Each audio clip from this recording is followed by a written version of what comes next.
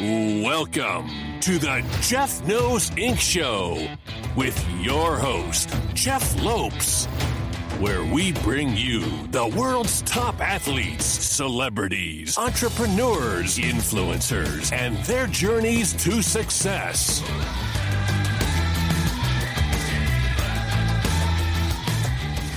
Hey everyone, I just wanted to jump on quickly to talk about one of our sponsors. Have you ever thought of starting your own business, creating a brand, or even sharing your wealth of knowledge to the rest of the world? Using your years of experience to create something for yourself? Being an entrepreneur for over 27 years, I know taking the first step is always the most difficult. Hover wants to help you take that first step in getting your ideas off the ground. Do you have a business you've been always wanting to take online? First step is always finding your domain. Hover makes it super simple with a clear and straightforward user experience, easy to use tools, and truly amazing support from their incredible team. Trust me, it's never too late to start. Getting online has helped thousands of people around the world reach new heights with their business. In addition to simple .com, you can get extensions like .shop, .tech, .art, with over 400 plus more to choose from. You'll be able to find the perfect domain name for your business, one that's memorable, relevant, and boosts your brand to new levels. Hover makes this experience so simple. You could buy a domain, set up a custom email box, and even point your website in just a few clicks. And if you ever run into trouble, help is just a phone call or easy chat away. It's secure, it's simple, and reliable. Hover is a trusted and popular choice among millions of people launching any kind of brand or business around the globe. If you're ready to get your idea off the ground with the perfect domain, head to hoover.com/Jeff. That's HOVER.com/JEFF to get 10% off your first order just by using coupon code Jeff. That's JEFF at checkout.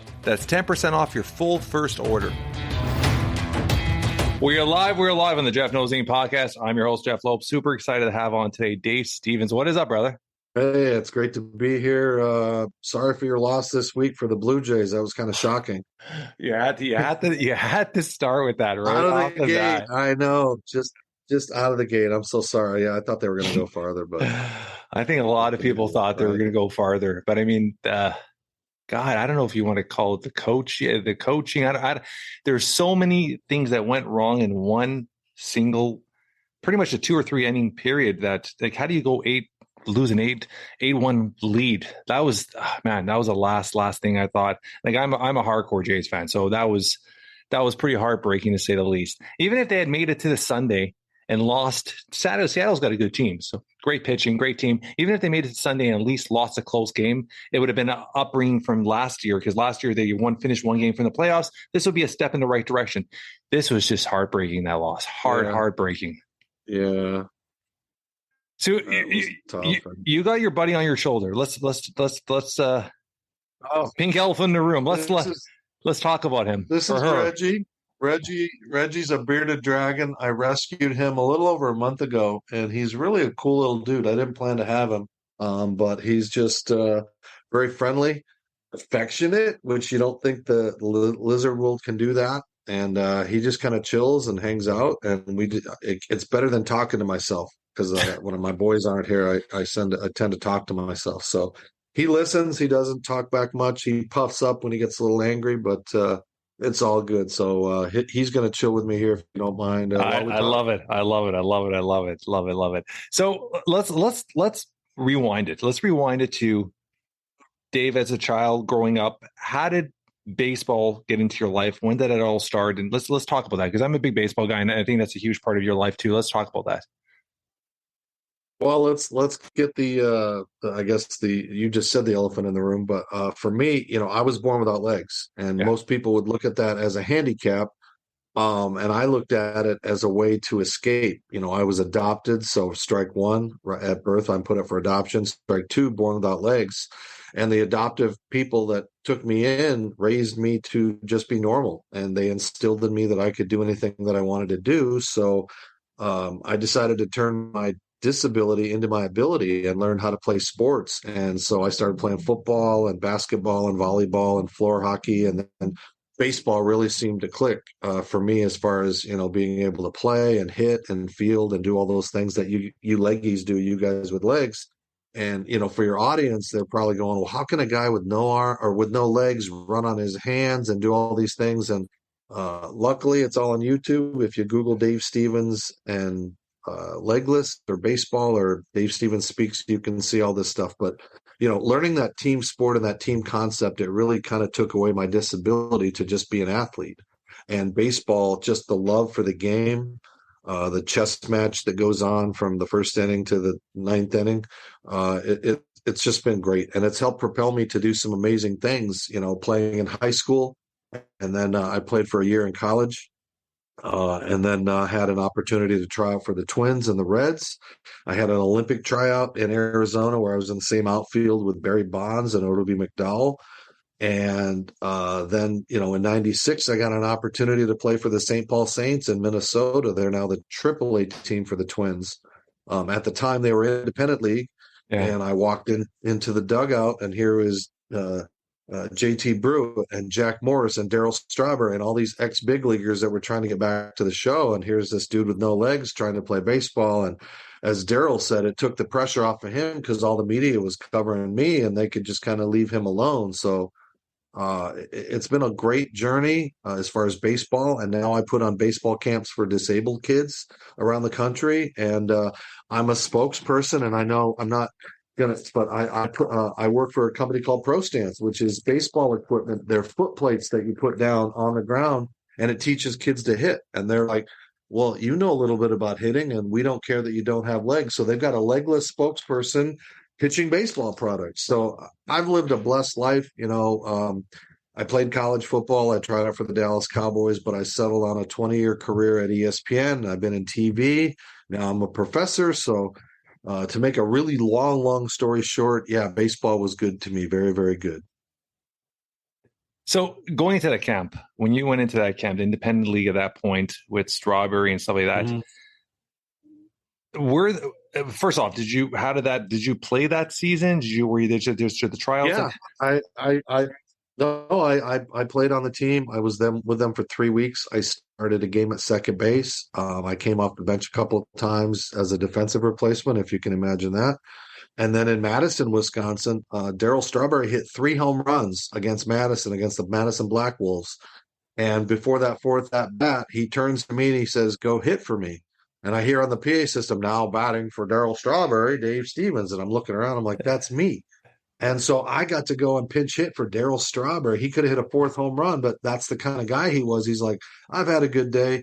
You get an at bat." And so I took a called third strike, which was above my head, very questionable, but I can say I've pinch hit for Darryl Strawberry. So, I played with the team. It was a wonderful experience. And, all those naysayers and people that judge a book by its cover, they probably were like, "What, is this a freak? Is this a gimmick? Is this just," but then they started realizing when I'm shagging balls in the outfield and playing in the infield and hitting and things like that, I'm just an athlete. And I think that's why guys like Joe Madden have brought me in to work out with the Rays and guys along the years, because they get their players to give more. Because if you see a guy without legs giving what I give with what little skills I have, what's your excuse? If your ankle hurts, your toe is twitched, whatever.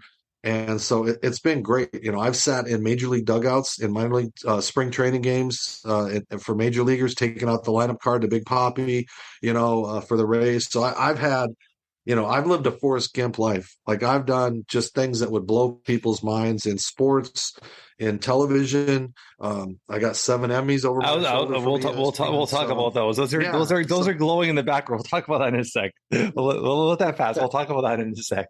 So, when you're growing up, baseball, who was your biggest inspiration? Who was there a coach? Was there somebody that just touched you in a way where it's like, you know what, this is one of the reasons why I kept going. This is one of the reasons why I kept moving forward. Like, is there a coach or somebody that really stands out in your past? Yeah, I mean, my wrestling coach, for one, who was also my football coach, but my baseball coach, Joe Kenrick, and he's 88 years old. I just saw him last week in Arizona, and we were going to play catch, but the gate to Joe Kenrick Field was locked, and he's Joe Kenrick, and we couldn't get in to go play catch. But he saw something in me, and he put me on varsity my freshman year. I mean, freshman guys don't make varsity, but I got into a few games, and I think it was that philosophy of, okay, look what he's doing. What are your guys' excuses? Yeah. And for him to believe in me, and for parents to come to him and say, my kid has legs. How can a kid with no legs beat out my kid? I mean, all of those things that I didn't know about at the time that I found out later, that, that must have been pretty powerful for a parent to go, hey, if my kid, how bad is my kid if a legless kid can beat him out in the outfield, in high school? So, Joe just let me play and worked with me. And you put a guy without legs in right field, you think that is just ridiculous. Why not at second base? Why not, a catcher or whatever? But he saw something and he instilled in that. And it gave me the confidence to play other sports, get a chip on my shoulder, because again, everybody's staring at me every moment of my life, and I have to, I got to give them a show. So it's one of those things where sports has allowed people to stare at me with either admiration and awe, or just taking your breath away. But I think it also gives people a sense that, hey, man, I judged a book by its cover.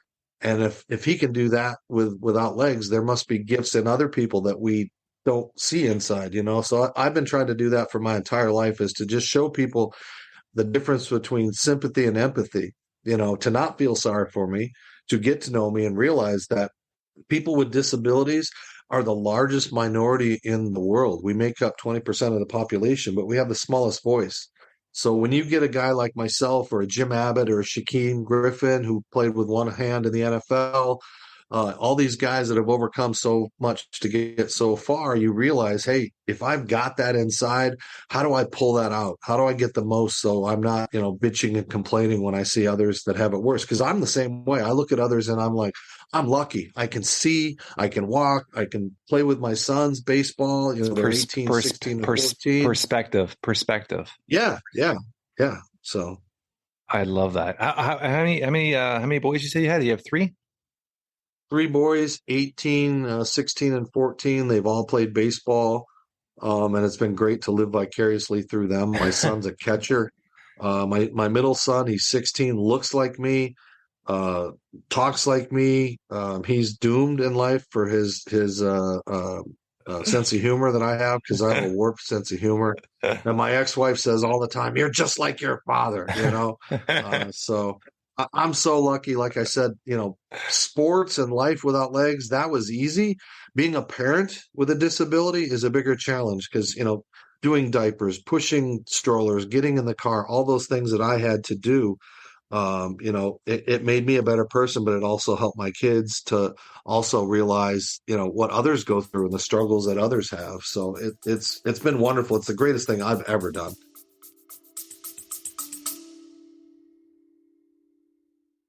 Are you ready to unlock your full potential? I want to introduce you to the Fit, Healthy, and Happy podcast, a powerful resource to transform your life today. With expert interviews, practical tips, and inspiring stories, this podcast is your roadmap to lasting wellness. Here's what a listener has to say. I used to struggle with my health, but this podcast changed everything. It's like having a personal trainer, nutritionist, and life coach totally for free. With over 2,000 5-star reviews, we're a podcast you can trust. The Fit, Healthy, and Happy podcast, available now wherever you get your podcasts.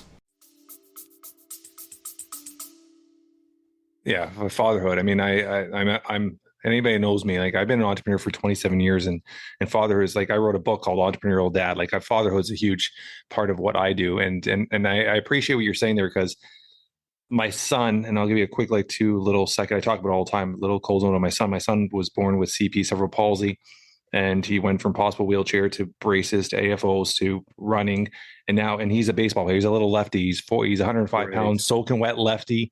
And if you see my page, he just hit 66 miles an hour the other day as a 105 soaking wet lefty, and he was not supposed to be a lefty. He's actually naturally a right-handed, but with the brain damage at birth, his right side of his body, which is now with all the physiotherapy and the exercise, has leveled it out. But he learned how to do everything with his left hand as a kid. So he's learned how to throw, and he's obsessed with baseball. And so baseball is a huge part of our family as well, right? Doing everything with him and all that. So I love that. And Jeff, you probably had doctors that said, "Oh, well, if we can get him to walk, that's going to be a great thing." All those kind of people. They didn't expect that. They didn't expect that. So we started from a very young age.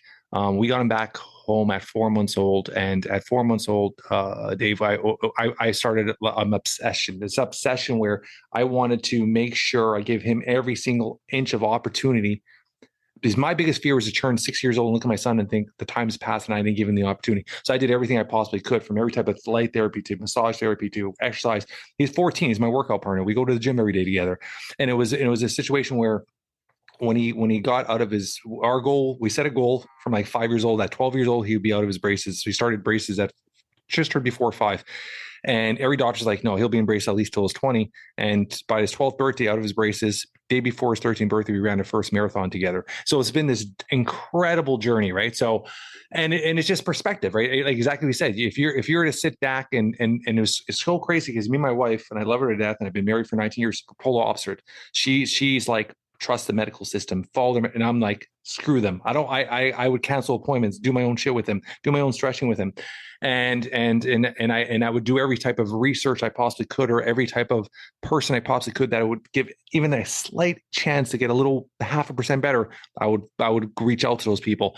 And so I'm a strong believer that your mind's very powerful, and if you have the passion, the purpose, I mean, things could change, right? So yeah. I love that's when I reached out to you, and I've had on Zion Clark on our podcast too, and but when I saw you, and I mean, I was obviously inspired to have you on the show, but I mean, the baseball connection is a bonus, and that you with your kids and all that. So you're looking at your 3 kids. They still actively play baseball? Yeah, my 18-year-old played on a summer league team with my 16-year-old, and now we're playing fall ball where my 16-year-old and my 14-year-old are on the same team. So it's really, there's nothing like that when you see your sons hitting back to back or making a play to each other or something like that. Like I those are even more greater moments than, pinch hitting for Darryl Strawberry and stuff like that. Yeah. And I mean, the little victories that you've had, Jeff, with your son. Yeah. I mean, those are World Series moments for you as a dad. 100%. So when you look at your boys, is there any, is there a hope for college ball? Like where's their mindset with playing? How far do they want to take it?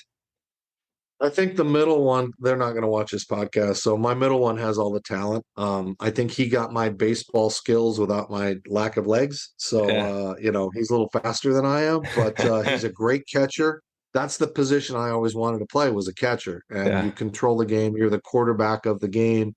And so it's been great to see him get overused over the years because he's the great catcher. And so he's catching bullpen sessions and practice and everything. But, I think, I don't know if he's my retirement, but I think he's got the ability to at least play some college ball somewhere. Yeah. And, continue that, because like I said, it's once your game is over and you're past, I keep trying to, get back and play. I played in a softball game in the Rangers Stadium this year, a celebrity softball game, and to just play before 10,000 fans again and feel that adrenaline, amazing. Yeah. It's one of those things that I'm 56. I'll be 57 next year. I'm supposed to go to Ireland and play football with an American football team. So I may do that, I'll get back to you if I'm going to be able to put on the pads and the helmet and everything. But, I can't continue to do this on my arms, but I'm going to continue to try to inspire and motivate. And, I've got my podcast, so it's great to be a guest on your show and to just kind of, let people see different perspectives of life, like what you're telling me about your son. I mean, that's just, to me, I could talk to you for an hour or two about like what you've done and what you've overcome. You've overcome more than I have. I just did it by myself. You have become a coach, doctor, therapist, trainer, all these things that you weren't prepared for as a parent, which to me is even more love because of what you've done. Yeah. Yeah. What's crazy is I'm asked this. I've been a guest on about 120 podcasts last year and a half myself.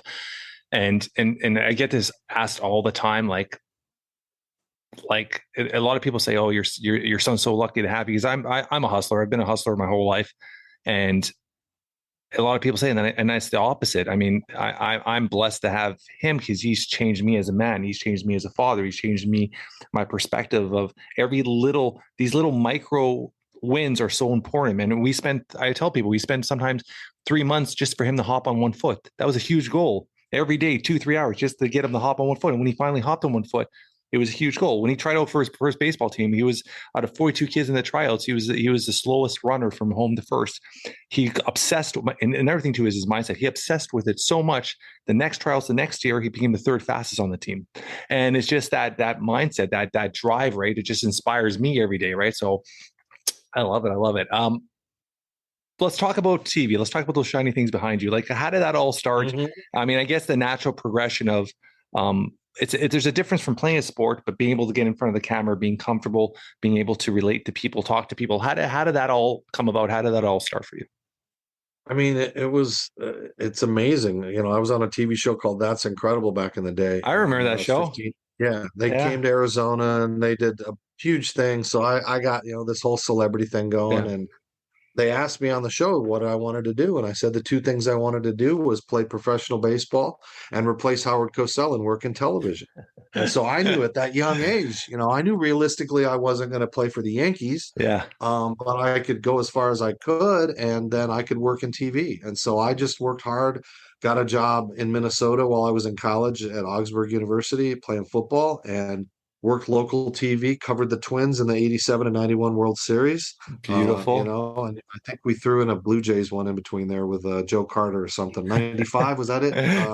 92? 92? Yeah, 92. There we go. I had this great rapport with the players. I was on artificial legs and crutches at the time when I was working and stuff, but I would do interviews, and then ESPN would pay for my interviews. They'd say, "Hey, get Kirby Puckett or Kent Herbeck or Gaetti or some Vikings or something, Minnesota North Stars at the time," and they would pay me $250 to do interviews. And then they said, "You did so good. Would you like to work for us?" So I wanted to be on air, but ESPN said, "We want you behind the scenes." So I ended up going to Bristol and worked there for 20 years. I've got these beautiful little statues, really heavy. But they don't say we give this to you because you don't have legs and you're handicapped. It says because of your work on Baseball Tonight or whatever. So I'm really proud that, and you can sympathize with this. These participation trophies we get for just playing Little League and stuff like that. Life is about wins and losses, and I think the younger that we teach that, there's failures and victories, and you reward the victories and you learn from the failures, and that's life. That's basebal. It's life. It's not even baseball. It's life. Yeah. I talk about this all the time, Dave. I mean, I'm an advocate on removing participation ribbons from events. I from day one with both my kids. My daughter's 16, a super athlete. She did dance from 4 to 16. Now she's doing competitive track, and I've always had that mindset where you got to win. You instill that winning mindset from a very young age. That participation mindset is once you get in the real world, none of that's going to help you at all. So I love that you're saying that. So even Canada realized it. The hockey got rid of ties, right? Because I mean, it's like, why are you play a game and end up tying? I don't understand it in soccer. Football, they really need to change in the NFL. And so because life is wins and losses. You don't have victories every day, and we learn from those failures. I failed so much. I had to learn to crawl before I could learn to crawl. I had to do things differently, and there was no how to play sports for dummies without legs, so it's like those failures ended up being part of my key successes. And I'm sure, like with you and your son, it's the same thing, like hours and hours of training to run just to be third. And it's like the feeling of that has got to be one of the greatest things. Those victories for all the losses, really, they overpower it. Yeah. So when you're saying behind the scenes, what was your task? What were your jobs behind the scenes? I ran the assignment desk for Sports Center. My job was to get the reporters and cameras and satellite trucks in those days when you couldn't just put up a cell phone and be live. It's like you bring in the big trucks, you hire 3 or 4 cameras. We're doing, 13 or 14 football games on a Sunday, or Brett Favre retires for a 5th time, or, all the things that we were covered, the good and the bad, the Kobe Bryant situations, all these things that happen over the years. You never knew what you were in for. One day you could cover a great story about, a high school kid, getting picked to go to Notre Dame, and the next day you're covering a Boston bombing. So, I mean, it was one of those things where. So you did cover the Boston bombing? Yeah, I was the guy that kind of broke the news coverage, because ESPN went live as fast as they could, and so I had to get places in Boston and deal with it. Like, we found out about it, as it happened, because we were covering the marathon. So we just like 9/11, when we had to get brought into that coverage and help out ABC and things like that. So it's been a great run. I've been in TV for almost 40 years. I run a program at Quinnipiac University called Ability Media, where I teach people with disabilities how to be on TV, how to do stories, how to do content. And, it's been great. I took a bunch of kids to the Super Bowl last year. I'm hoping to do the same thing this year, and just continue to try to let people learn from this old fat legless guy that, you can do anything in life that you want to do. Dave, throughout the years, you've obviously inspired, you've touched a lot of people through, whether it's through your work, your media, or just in general, like your charity event or charities you're assisting to. How many times, or give me a moment that somebody that you've helped or assisted in or motivated or given that inch of hope have reached back to you years later to reach out to you? Do you have that on a regular basis?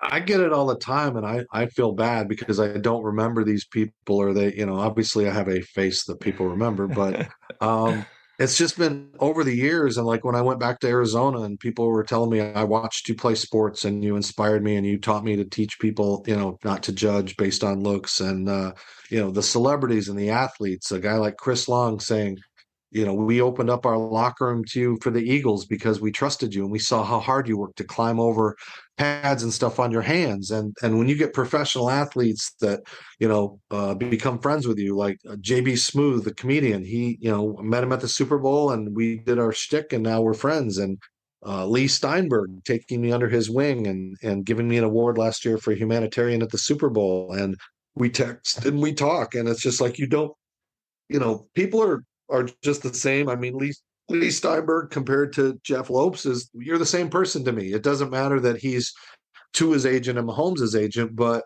to develop those organic friendships where you're not using them because I need you as my representative, or I want you to get me tickets to a game or something like that. It's very humbling for me because I'm not a hero. I'm not a role model. I'm just a guy that didn't want to take no for an answer. And so that is a hero. I mean, as much as you might not realize it, that inspires so many people, and there's different levels of being a hero, right? I mean, you classify yourself as not a hero, but I mean, even if you inspire or touch one person in your lifetime, that's a huge difference for somebody else. That impact is that domino effect. Will that person impact another person? It's that domino effect that you'll never see how much your work has done, which I love, right? And you're being humble about it, and you could tell you're very sincere about that, which I love that you keep repeating that, and I love that. So when you're at that point, so you're on TV now, you're at that stage. Was there a point where you're being pulled by too many people? Because obviously you got to a certain level with being an athlete, be on TV, where it's like, okay, I need time for myself. This is like, it feels like everybody wants a part of me because of what I've accomplished with my disability. Is there a part that you say, no, that's too much? Right now in my life, it's crazy because as you can see, I have a podcast that I do called Gary Stein and Stevens. A couple of guys in Minnesota said, hey, can you do this podcast?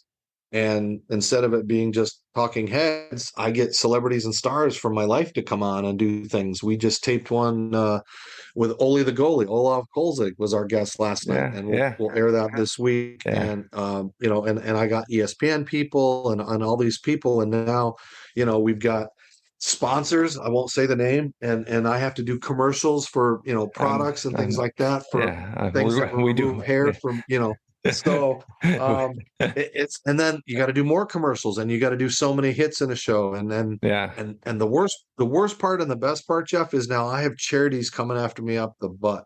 Can you help us with the Easter seals? Can you help us appear at this thing? And they can't pay you. And I'm a motivational speaker, and that's how I make my money. Yeah. And my agent gets mad because I say yes to almost everybody, because it's tough. If you can, like you said, make that impact and make that difference in one life.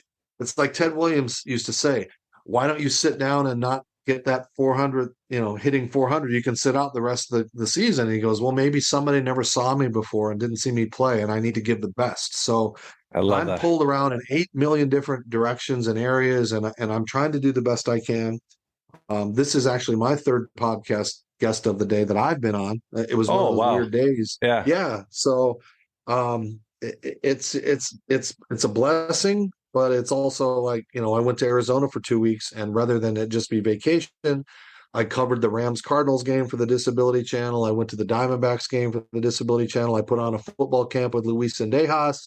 I appeared at a function for a charity for free, so it's a good thing to have, but if things that are starting to happen in the background, there's rumors of a movie deal that could be going on about my life that I can't, Yeah. I'm I was, kinda like, when is this we were gonna, going to go into that. That was actually one of the questions I was going to Yeah. ask you.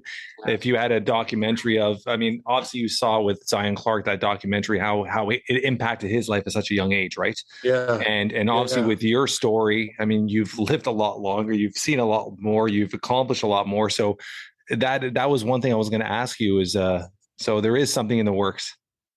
Well, yeah, it was up before 7 studios. I think it's down to 2, and they're like trying to figure out, okay, is it a docudrama? And do we also do a documentary along with it? And is it worth doing a TV series like a Wonder Years for Gimps? Because my life has so many phases. Yeah. We're trying to figure out which one. Do you do like that Kevin Costner movie where he's pitching a perfect game and he flashes back? Because like I said, my entire life is far from over now, but the things that I've done along the way, it's going to be tough to put into one thing. And we want to get a book going and all these kind of things. And you talked about Zion, and I've had the privilege to meet him.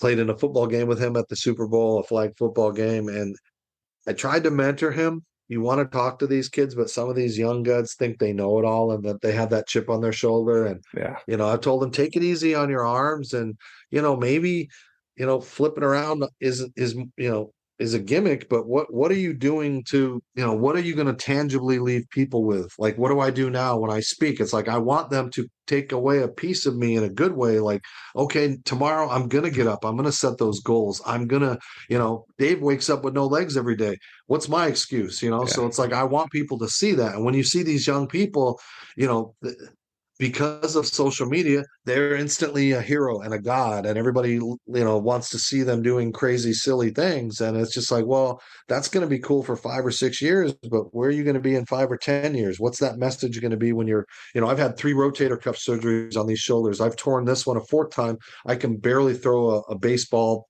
30 feet. But I'm not going to stop, and that's the thing. It's like when you just show off and do things and stuff for a while. They look at me, and social media. Like, well, social media is a positive thing to be a bit, as you're saying, it could be a very negative thing, right? Because it's that instant gratification. Yeah, and I'm doing stuff that blows people's minds, and nobody sees my stuff. But if I were to hit somebody in the nuts with a baseball, you get 7 million views. Yeah. But instead, I'm teaching a little girl who's blind how to run the bases, and you post that, and it gets a little bit, or a 2-year-old boy with cerebral palsy catching a baseball for the first time, and it's one of the most impactful moments of my life. Yeah. Why isn't that viral? Why isn't that on Sports Center? So it's like we live in this 7-second TikTok world where if we're not wowed by it in 7 seconds, we're going to move on. We're doing the same with dating apps. It's like swip. Life just passes by so fast, and we're not looking at Jeff's internal life. Like, you and your wife are heroes, and your son's going to look up to you someday for what you've done for his life. Those are the great stories that aren't getting out there, as opposed to Kim Kardashian, standing in front of an Egyptian mummy thing, and they find out it was stolen and it blows up. Like, all these things for the wrong reasons, with great stories like your son's and mine that just don't get out there. I love it. You're 1,000% correct. 1,000% correct. So when you're saying that, how is there any way of changing that? Is there any way of are we as a society so obsessed with that instant reaction right now that it's not going back right now? It's hard to take that attention now. It's so hard to get that 2 seconds of attention. Yeah, we've opened a Pandora's box I don't think we'll ever get away from. And somebody invents a new platform or something, or this or that, or TV's changed. So we need everything. We need everything within 5 seconds. We need our news, our sports, our friendships, our texts, Everything in life is now based on this little stupid device. And, I'm sitting there looking at messages like, I don't want to get, all these kind of things that, in the old days, you had a payphone. You called mom and dad to come pick you up from practice or whatever. And now just 10-year-olds, 12-year-olds, we are losing our ability to communicate. I don't know how these kids are going to get jobs if they can't do a job interview. You can't text a job interview, So it's I talk about this all the time, Dave. And this is another thing. For our audience, I apologize, but I mean, I always say in high school, there's three courses that should be taught no matter what, make it mandatory. And one of them is obviously, always say sales, public speaking, and communication and networking. And I think the networking and communication aspect is so fake because we're doing it through, like you said, through social media. We're not really doing that in-person communication. We're not building long-term relationships anymore. They're all falsified through social media and through what we think is what the new norm is, right? Mm-hmm. Yeah. And that's why when you look at me, what is normal? That's why I say this is my normal. That's your son's normal. The rest of the world labels us with having a handicap or a disability, and that's never going to change. But what we have to do is make the people realize what that normal is. A blind person's normal is they don't have sight. A deaf person's normal is that they have to use sign language. That's their normal. The rest of the world labels it what they want: disabled, handicapped. A car is disabled. I don't want to be named disabled because that's what you think of a car. Handicap, it's a good thing in golf. It's a bad thing to have as a human. So it's like, I like saying I'm limb different or whatever, but in the end, it's going to take people like you and your wife and your son. I hope your son succeeds into all levels of baseball, so you can tell that story and he can show people that, again, don't judge us based on what you think we are, but what we can do internally. Yeah. Yeah. So when you're looking at yourself, I mean, you said you're 56. Yeah. So now this is your first time you're writing a book.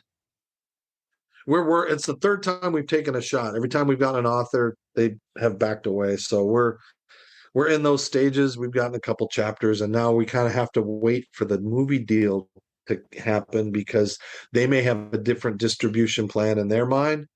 So, it's kind of, I'm in a million books. There's all kinds of books. There's one over my shoulder, pulling each other along, that talks about the Darryl Strawberry at bat with a bunch of other stories. And, I'm surging toward, I'm in a ton of books. You can go to the Baseball Hall of Fame and I can pull out books, which is cool that I'm in the Baseball Hall of Fame, but we're working on it. And I hope in the next few years can really bang it out and enjoy it, because I love speaking. I love talking to, organizations and businesses, and the most impactful is kids. Because you can erase prejudice. I mean, prejudice is taught. It's not it's not 100%. It's not something that we wake up with where we feel weird or judge people.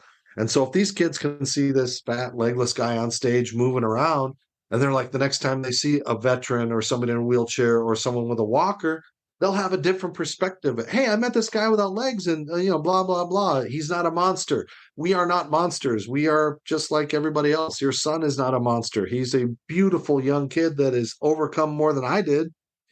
So like I said, it's all about perspective and labeling, and as long as I can continue to showcase what I do and not be overused, like you said, and be pulled in a million directions, I'll do it until these things break down, or I'm rich enough that I can pick and choose and make bigger impacts. We just started the Dave Stevens Pro Stance camps with Pro Stance with these guys. They're going to fund my baseball camps for disabled kids. And so now I get to go around and work with minor leaguers and major leaguers with kids with disabilities to let them, try to learn how to play real baseball like I did, and not, Miracle League and all those things, which are great.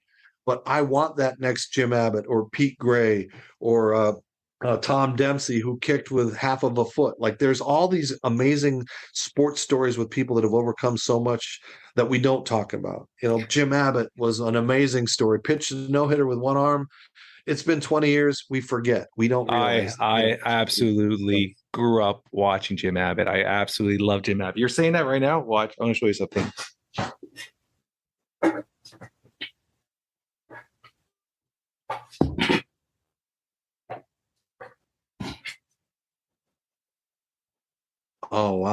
Jim Abbott's rookie card.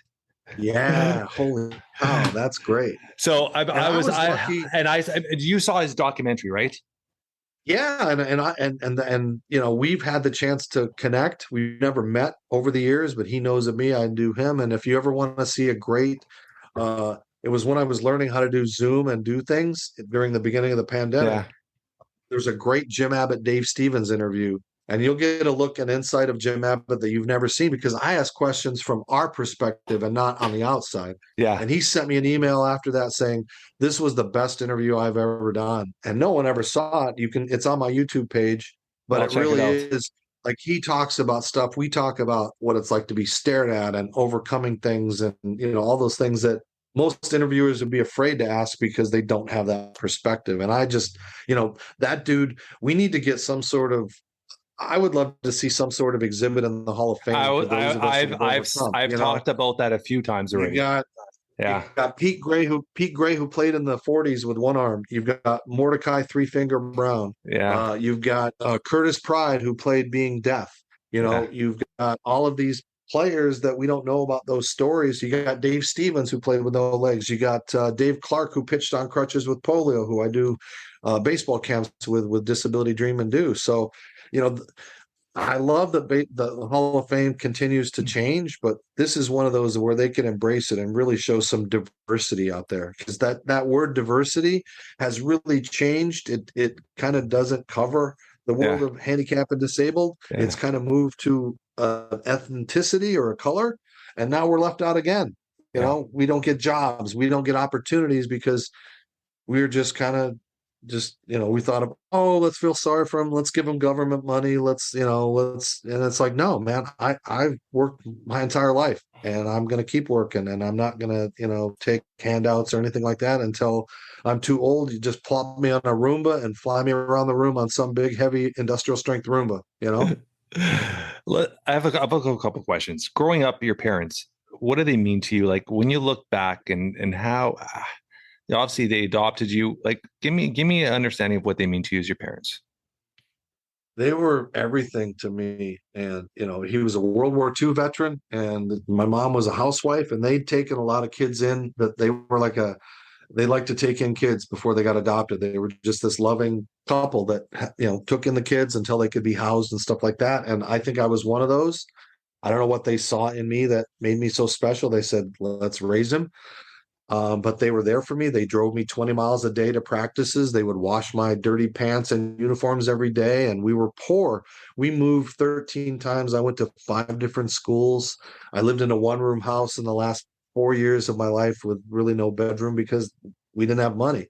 But every day they would drive me to school and get me after practice and do all those kind of things. And then my mom got cancer and couldn't come to my things my senior year, and she died the day I left for college. And then my dad died a year and a half later from cancer. So I lost that support group.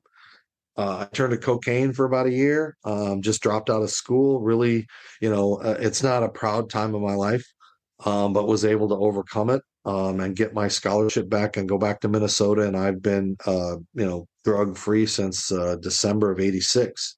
And so I've had all of the perspectives when people talk about being an addict and overcoming this. And sometimes I don't have a lot of empathy for the addicts, because if you don't want help and you don't want to get treatment, you're just not going to get better. You can go to rehab, you can do whatever, but if you don't have the support group and the people and stuff like that, you're doomed. So I see it. I know it. I've lived it. I've been to the highest of highs. I've been to the lowest of lows. And my parents, you know, since they've been dead for, you know, so many years, my coaches took over as my inspiration. And like I said, I stayed with my wrestling coach while I was in Arizona. I saw my baseball coach who's 88. I saw, you know, all these people in Arizona that made me where I am. And I still, when I talk about it and I travel around and I travel and talk about, I'm from Wickenburg, Arizona. And I'm proud to say I'm a Wrangler, and I show off, you know, this old helmet. And to your point, I believe I'm coming out of retirement next year to go play in Ireland football, full pads in Ireland next year. So I'm gonna see if I can do it, and we'll see. And I'll keep you updated if I'm going to Ireland to play some football. But you know, I like the people can see me They can judge me based on, the videos and the things that you can see, because I want people to realize that I'm not disabled, I'm not handicapped, I'm just Dave. And I want other people to realize, that the next time you see me, you say, "Hey, Dave," or whatever. Just show that respect, that, Jeff and I have had this amazing conversation, and I hope your listeners take it away that you can change the world despite not having legs, and have people see a different perspective of life, and hopefully, look at people differently. And your listeners will hopefully look at people differently just from our conversation. And I apologize if this is an ignorant question, but is your disability, is it hereditary? Like, were you fearful when you were having your firstborn? Like, was that something that you guys went through kind of conversation wise? It's a great question, because I didn't know. We were told when I was born that I suffered from a drug called thalidomide, which it was used in Canada and in the early 60s, but the math didn't work out. So all my life I thought I had this, and then I reconnected with my birth mother a few years ago, and my birth father, which was not a Hollywood ending that you always dream about, but it wasn't anything that we thought of. So I'd had this whole narrative my entire life of saying I was a thalidomide baby and blah, blah, blah. But the math it just never worked out. And the doctor said it's just a fluke. And so I'm called a congenital amputee, even though nothing got cut off. And I'm very lucky that I have all the parts that I need as far as parenting and all those things. We'll keep it G-rated. Yeah. But girls always, that's one of the first questions girls want to ask. And it's just like, whatever. But so I was that a good pickup? Is that a good pickup line when you're younger? Well, when you say a part of your body drags the ground when you walk, it must be impressive to women, like, whoa, But like I said, it was that you did take a sigh of relief when those babies pop out and they've got 2 arms and 2 legs and 2 eyes and everything. And okay, cool. They don't look like me. But now they do look more like me. And my middle one, like I said, acts like me. So I'm just blessed all around, Jeff, that I've had a very normal life. In fact, a life that most people would dream about having. Yeah. I was about to say that. What if you could just put fatherhood in a little bubble? What does fatherhood mean to you when you look at your boys? Fatherhood has been like a life do-over for the mistakes you made as a child for your parents and what you would like to see people become. And it's been just life-changing. People ask, what's the greatest moment of your life? Was it, trying out for the Cowboys? Was it pinch hitting for Darryl Strawberry? And it was like, no, on Christmas Eve, my first son was born. And that was the greatest thing in my life. Christmas Eve, huh? Yeah. Christmas Eve. Yeah. 3 days of labor and uterus that was too small to come out. And so we've, got him out, and it's a pain at Christmas, but we try to separate it. But just to have that. And, for me, the biggest challenge is to give them that normal life as a parent. When I'm pushing a stroller in the beginning on artificial legs and 2 babies in a stroller and getting them into a car and getting them out and doing all those things of lifting and stuff you sort of need legs for, but not wanting them to ever realize it was any different than any other kid. And so it's very intimate. I don't have a lot of pictures or videos of when I was parenting, because it's just like you figure out ways to, my kids learned how to climb up and down stairs a lot younger, because I'd get them out of the crib and it'd be like I'd hop them down one step at a time, holding them to get downstairs. And then they figured out, I could crawl and I'll help out dad. So it helped their development a little better.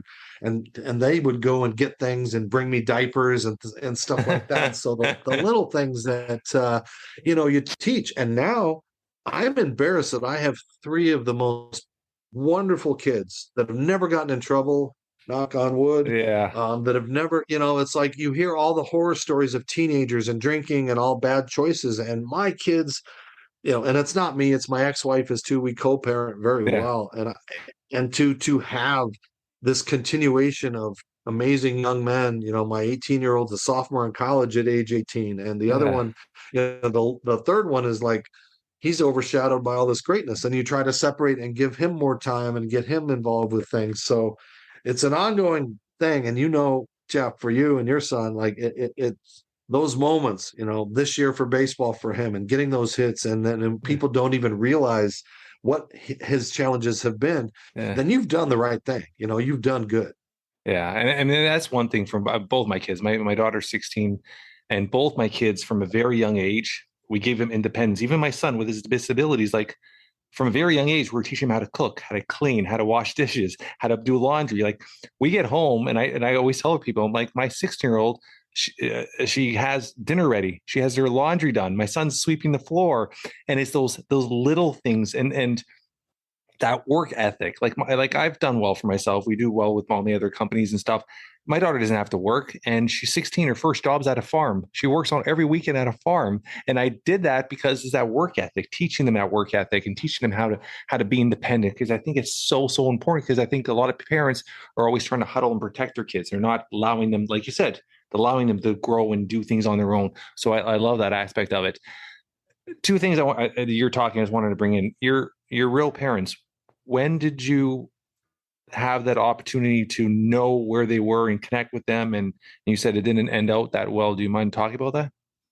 Yeah, no, it was tough to deal with at the time. There was a TV show on TLC called Finding Lost Parents, or it was some show where they found adoptive parents, and they found out about my story, and they wanted to do it. Normally, it was 2 people per episode, 2 stories, and they said, "We love your story. We want to do an hour special on your life and everything." I was at the Super Bowl in Minnesota working in 4 or 5 years when it was in Minnesota, and they flew out, gave me a DNA test. That's how quickly they wanted to move on this. And by the time I got back from the Super Bowl, they said, "Hey, we've located your parents, but they don't want to do the show." And I'm like, "Oh man, that sucks," because it really would have been helpful for my speaking career. I was really looking forward to that. But they said, "Your mom wants to talk to you. Here's your dad." So I called my mom, had a good conversation. We met in DC, had a couple of days together. She's got 2 kids that don't want to have anything to do with me. They didn't know about me and they were upset. And then I called my father, and I had a 22-minute conversation with my father, who was in Texas. He had 3 kids.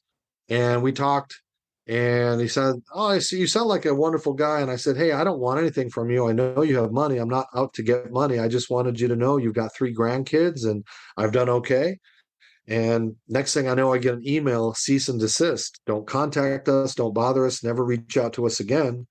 And then about a week later, I'm like, maybe they didn't really mean that. And I sent a text, and I got this text from my dad that said, "You need to go on Dr. Phil. You really need to realize that you're in denial, that you shouldn't have been here. You were a mistake, and you need to leave us alone." And so psychologically, in my mind, I got rejected by my parents for a second time in life. And it really effed me up for a little while. I got goosebumps as a dad, and I'm one of the fortunate ones. My dad, I had an incredible father that passed away the other day, 17 months ago, an incredible childhood. Sorry about that. And just hearing that is just how can you do that to your child? Like, I just don't get it.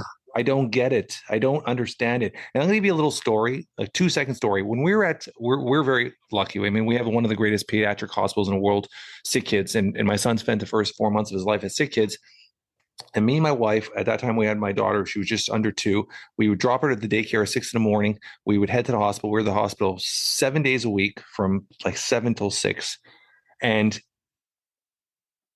we're on the 4th floor in the IU, and there were 6 beds, and it was the most intense room. And out of these 6 beds, me and my wife would be usually the only ones there all day by the bed.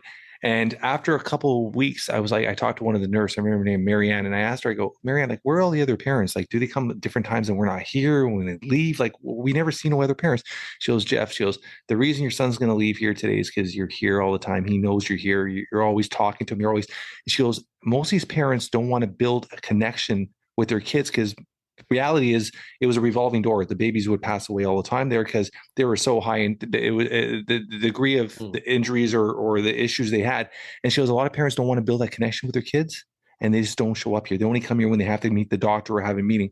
And me and my wife looked at ourselves and we're like, "Are you fucking kidding me?" And that was the reality. And hearing your story, it just is heartbreaking. And how could a parent do that? It just doesn't. I just can't understand it. Yeah, that's just too much, way too much. So, It's overwhelming sometimes to think that parents don't parent, from start to finish. so where, I mean, like you said, at this point where you are and what you've accomplished and all that stuff like that, when you look at your life now, and you look at everything you've accomplished and everything you've been through and everything you've overcome and all the lives you're impacting, I sometimes ask this question. It's very rarely, but I ask this question: if something were to happen to you today, when you look at your family, you look at your kids, like, how do you want to be remembered? How do you want to be described or remembered by your loved ones? Legacy. I'm leaving my legacy, right? Because you leave your legacy. I don't have legs, so and I want everyone to realize that I wasn't a quitter, and my family, I've instilled into that to when you get up and you don't feel good, you go to practice. You don't call out sick from work unless you got COVID or a broken arm or something. But Yeah. and I try to instill that into my kids. Just don't ever quit. Don't ever give up. Just like Jimmy B said, just you've got to go out every day. You have to set goals, little goals every day. I'm going to get up today. I'm going to go to work today. I'm going to have a great day at work. All these little goals every day, they're so important because we need to achieve success. If we just get complacent in our lives and sit back and go, hey, I'm Jeff. I got this cool podcast and my businesses are okay. I'm just going to kind of coast through life. It's like, no, you're making a difference. You taking the time to do this in your busy schedule, taking away time from your kids and everything like that. And so I want everyone out there to realize that we get one go around in this life. There's no proof that we get to come back or go anywhere up to a magic place up in the sky or something like that, so we have to make the most on this one go around. And if you don't use your gifts, my not having legs is my gift. It's my tangible thing to leave you with, that you can look at me and go, wow, that guy did this or that or whatever. And in a bad way, when people are staring and I pick my nose, they say that guy in his wheelchair picked his nose. But, I have to get up every day and look down and there's no legs. Would that depress most people? Would that make you sad? No, I mean, it's the common thing. Like, you either get up and live your life or you just sit in a dark room somewhere and just, be miserable and troll people on Facebook and TikTok and Instagram and Twitter, because we have so many more bullies out there than we had when I was a kid, because you can pick and choose and you're anonymous. You can say horrible things and mean things and spiteful things to athletes and politicians and coworkers and girls and boys and transsexuals and everything that we now can say horrible things about, because we can run and hide. I've been bullied in my life. I've had experiences that that changed my life from being bullied. But if you don't pick yourself up, dust yourself off, and continue to go every day out there with just wanting to make an impact in life, then you're not going to get the most out of life or the gifts that we've been given. I love it. I love it. Is there anything you want to leave our audience with today? No, just I need the support. We talked about this, man. My social media should be bigger than it is. I got hacked earlier this year when I had a verified celebrity account, and Facebook is no help for recovering any of that stuff. No. Yeah, I mean, you can report, you get them every day. Some girl that just created her account in a bikini saying, hey, for a great time, and you report them, and then they say, this does not go against our standards. Yeah. So we're already being defeated. So if your listeners could just start following Dave Stevens Speaks on Instagram or LinkedIn or Facebook or TikTok, and every now and then like it or share it or see some of the things, or my podcast on YouTube. We're on all of the regular What's the name of the podcast again? It's Geary, Stein, and Stevens. Yeah. Okay. It's a wonderful show. Although my friends say, why isn't Stevens the lead, since I'm bringing all the good looks and the fun to the show? But, we've had Linda Cohn. We've had John Rocker was on recently, which you'd think that guy would, have changed his ways. And he hasn't changed. Oh, he got on and I was trying to say, hey, man, can you apologize? Or people see you as a racist. And he's like, I'm not a racist. My girlfriend is Asian and her parents just got off the boat. And I'm like, you can't say that in this day and age, And then he talked about how MLB, the drug testers came to spring training with the Braves. And he said, I'm standing there with 5 future Hall of Famers, and MLB told us as long as you do the steroids early in the season, you're not going to get caught at the end of the season. Like, he had all these things that, again, if I had followers, it would have blown up on social media, like John Rocker. And if you looked at, he talked about, he was at a Texas Rangers spring training game with 5 future Hall of Famers. So if you put A-Rod, Smoltz, Lavin, you kind of get a picture of what that era was like. So like, just follow Dave Stevens. We were talking about that. Like I built a couple of friendships. Do you remember player Shea Hildebrand? Yeah. He's a good friend. He's of in mine. Arizona selling real estate now, isn't he? Yeah, he's a good friend of mine. Actually, we're actually on the process of starting a baseball podcast together. He's actually a good friend of mine. And I've had Brad Boone on my show. Tell me he's gonna come on my show. Oh yeah, 100%. I'll get him on your show. I'll do the intro and like Brad Boone and stuff. So I built relationships with a lot of people over the years. And when you look at that air, and you pull out Bonds and all these people, I'm a strong believer that these hitters were on steroids, but so were the pitchers. It was an even playing ground. That's why I had God, I can't think of his name. It was the doctor for he was the actual doctor during the 7 Tour de France's with Lance Armstrong. I can't even think of his name. It was Jeff something. He was on my podcast, and I had an open conversation. I go, if everybody's on the same level field, he was just better than everybody else. And so you look at that stuff. Like I'm a strong believer. Like there's a lot of guys that are playing majors now. This the way their tests are so different. They have doctors that'll clean their systems out. So there's a ton of guys that are playing majors now. There's kids in OHL hockey and minor league hockey and single A, double A baseball that are on tons of stuff. Somebody's inventing the next thing too. Yes. Somebody's out there doing the next clear thing that you can't find it. I've got a Barry Bonds story. It was 1983, and I got invited to the Olympic tryouts in Arizona, the Western Region tryouts. So I got invited as a high schooler, senior, to go to this tryout. And so I get there, and there was a guy named Doug Henry who was a pitcher, Don Wakamatsu who was a catcher, Will Clark. Yeah, Will. He had a great career, Will Clark. Yeah. Barry Bonds and Oddibe McDowell were in the outfield group with me. Oddibe was a future major leaguer, and obviously Barry was Barry at Arizona State. So I was in right field, Oddibe was in center, and Barry was in left for our drills where we were being evaluated. And in my day, I could run on my arms, and I made these back-to-back diving catches off of consecutive pitches. I did a diving one where I tumbled. Very next pitch, I ran to my left. Diving catch, tumbled. Oddibe's like, man, you're a hot dog, brother. I love you. And we became friends. So the next phase of our evaluation was to go to the hitting part of the field at Arizona State. So we start walking, and I'm on my arms, walking on my arms. And Oddibe's like, hey, man, you want a piggyback ride? I only weighed 100 pounds then. So I got on his back, and we're walking, and Barry Bonds is walking next to us. And he's like, Oddibe, put him down, man. Don't waste your time with him. He's not going to make the team.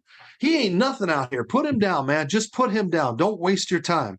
And I'm like shaking because they're teammates. And I'm like, hey, I don't want to become between you and your teammates, man. You can just put me down. And Oddibe just looked at me and he said, man, that's just Barry being Barry. He's an ass. And so that was in 83. And to be predisposed of my hatred for him and then to see his skills, he would have been a Hall of Famer without taking the juice. Oh, what a question! That's the problem. What a question! What a question! I've hated him.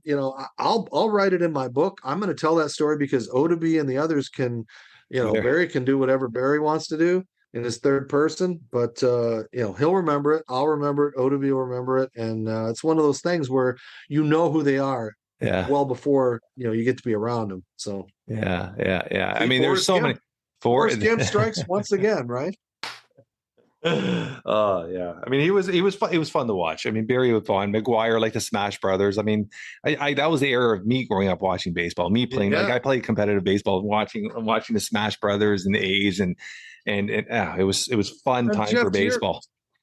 To your point, if everybody was doing it at that time, then just put him in the Hall of Fame. I'm a strong I could argue about that all the time. Like I'm a strong believer. Even if you put a little asterisk beside their name, that's fine. But baseball is so. I mean, that's the problem with the writers and the people that have the essentially the vote is they're so old school, right? They're so old school. There's a lot of guys. Pete Rose should be in there. Like, there's no question. One of the if not the greatest, if one of the greatest hitters of all time. Yeah. Ridiculous. If you look at it, it's totally different. The beat writers are going to. Yeah. The beat writers are going to need to die out before we get these guys in there. This is the Peter Gammonses and God forbid, those guys that are just like, no, you do. But you talk about Willie Mays and Willie Stargell taking uppers and downers in the 70s, and Doc Ellis pitching a no-hitter on LSD, and all those kind of things in baseball history. They always were looking for that edge, because you're 162 games plus 30 spring training plus 10 to 12 postseason. You're looking at 200 games. Your body's not going to recover, and yet you want the best performance. So all through the years, everybody's been trying to look at how can we recover, except for Mickey Mantle, who just drank his entire career, We even look at guys like Tim Raines and stuff that there was a great trail of like cocaine use and uppers and stuff in his career, and he got in, right? So you look at those, it's this weird, like how they pick, and then you look at guys like Fred McGriff. He's 2 home runs, I think, away from 500. 500 should be definitely Hall of Fame. I think he's got 498, and he's not in the Hall. Like, how do you not put something like that in the Hall? So it's hopefully. Yeah, it's very. And when you look at the NHL is so different. NHL is like, you have a decent career, you're in, and then in the major league, I mean, MLB is totally different, man. It's just very old school.